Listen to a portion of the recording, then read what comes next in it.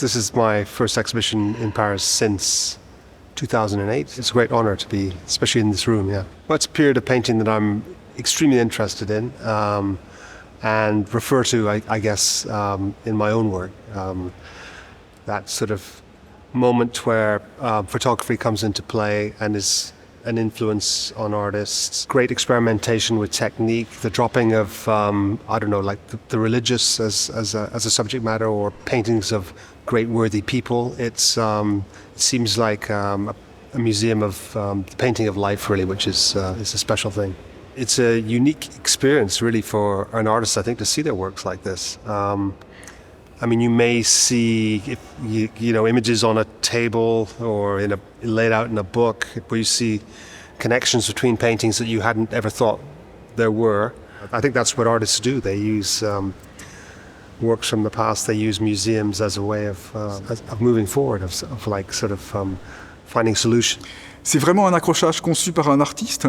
Jean-Léon Gérôme fait face au douanier Rousseau, mais pas pour nous dire voilà les modernes, voilà les classiques. Il introduit ces artistes avec toutes leurs différences dans un même continuum en relation avec ses propres œuvres. Je pense que les visiteurs peuvent reconnaître dans certaines œuvres de Peter exposées ici quelques références déjà, bien sûr, à Cézanne, à Gauguin, mais elles ne sont pas si directes que ça et si directes avec les tableaux anciens qui sont accrochés de l'autre côté. Donc c'est un véritable jeu de pistes, d'affinité à retrouver à travers ce parcours.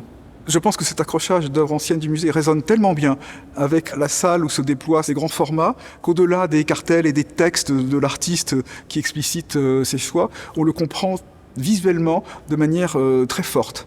C'est vraiment des tableaux qui appellent à ce qu'on s'assied pour les regarder, pour entrer progressivement dans l'œuvre, à la manière plus de la peinture ancienne que de l'art plus violemment branché sur l'actualité contemporaine, qui a son sens par ailleurs. Mais l'esthétique de Peter Doig, tout en étant terriblement contemporaine, nous ramène quand même à un mode d'appropriation qui laisse une grande place à l'art du passé et du souvenir.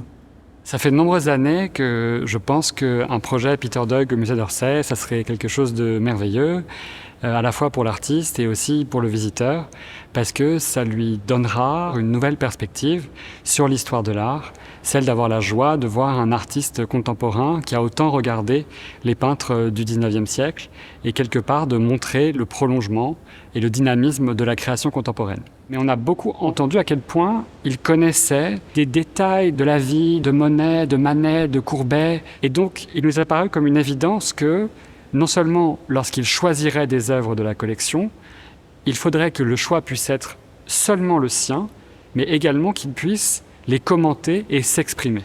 L'accrochage de Peter Doig rebat vraiment les cartes de la manière dont un musée présente l'histoire de l'art.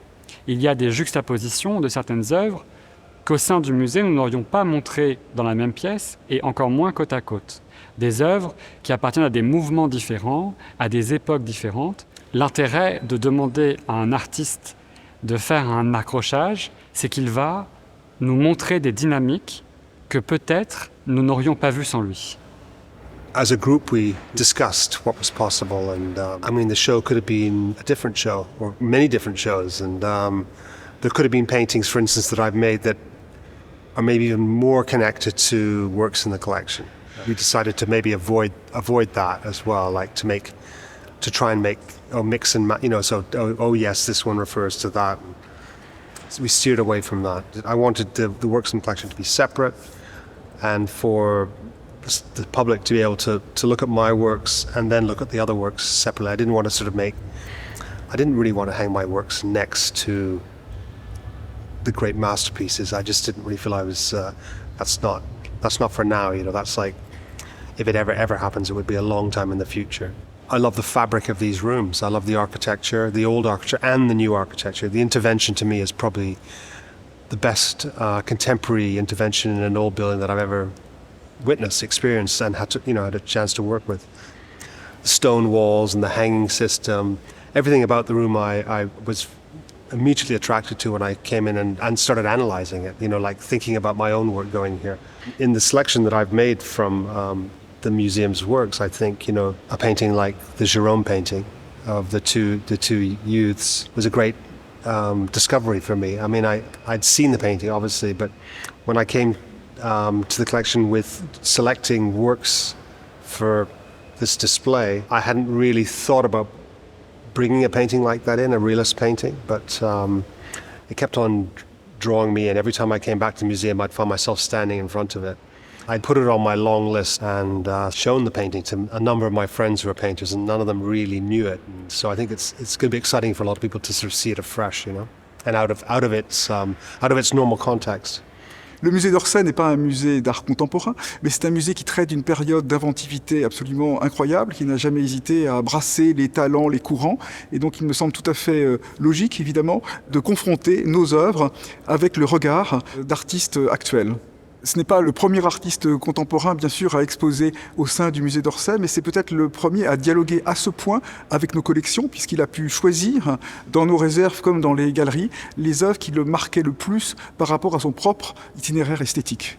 On pouvait deviner, bien sûr, que Peter allait piocher du côté de Gauguin et des vues des lointains ou dans des coloristes plus inattendus. Il y a aussi Jean-Léon Gérôme, des artistes plus académiques, mais il a su y trouver un paysage à l'arrière-fond qui répondait à ses propres tableaux. Ses œuvres anciennes entrent en résonance avec son travail, son long travail de maturation des idées, des couleurs, qu'évidemment, aucun de ces grands tableaux n'est une parodie ou un pastiche d'un tableau du passé.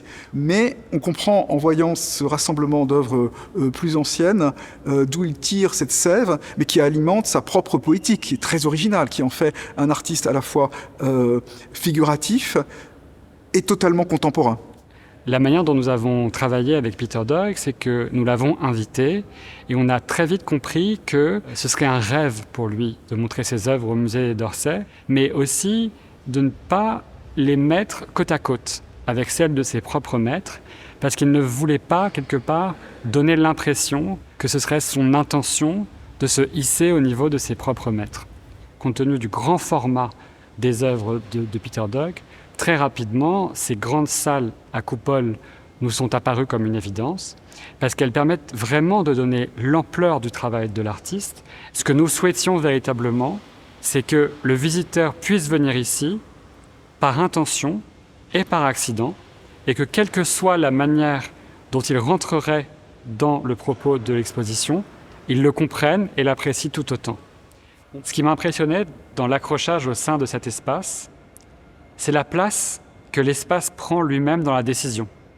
J'ai beaucoup aimé d'ailleurs, Peter lui-même a eu un mot à ce sujet en disant qu'il aimait beaucoup le fait que les trous, encore visibles dans le reste de l'espace, servent en quelque sorte de rappel au fait qu'il y a eu des œuvres qui l'ont précédé et il y en aura d'autres après lui.